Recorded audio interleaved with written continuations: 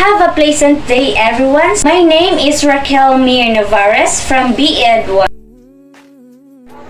So what is the central limit theorem? CLT states that the distribution of sample means approximates a normal distribution as the sample size gets larger, regardless of the population distribution. Sample sizes equal to or greater than 30 are often considered sufficient for the central limit theorem to hold. Why is central limit theorem important? The central limit theorem tells us that no matter what the distribution of the population is, the shape of the sampling distribution will approach normality as the sample size increases. I've got a question here about dogs at a dog show. They weigh an average of 12 pounds. You can see on my graph. I've put 12 pounds in the middle as the mean standard deviation is 8 pounds. If 4 dogs are chosen at random, what's the probability they have an average weight of greater than 8 but less than 25 pounds? On the graph here, I've drawn my lower bound of 8 and my upper bound of 25.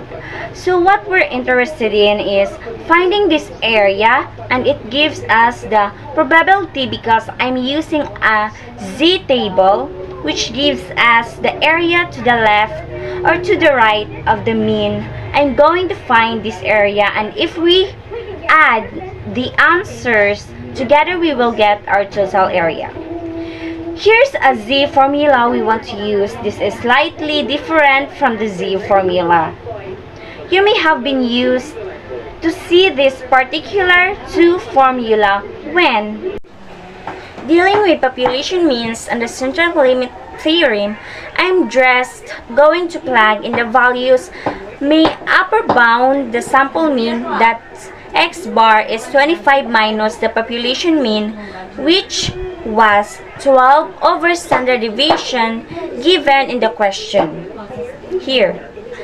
So as 8 pounds divided by the square root of n, in the sample it was given as 4 dogs. So 25 minus 12 is 13, and 8 divided by 2 is 4. That gives us 3.25, and I'm going to look this up in the z-table.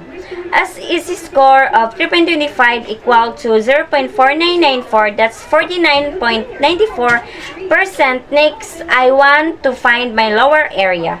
The equation is going to be exactly the same with one difference. Instead of 25, we're looking at 8. So this time, we'll have 25 minus 12 overall 8 divided by square root of 4. 8 minus 12 is negative 4 divided by 2 is 4.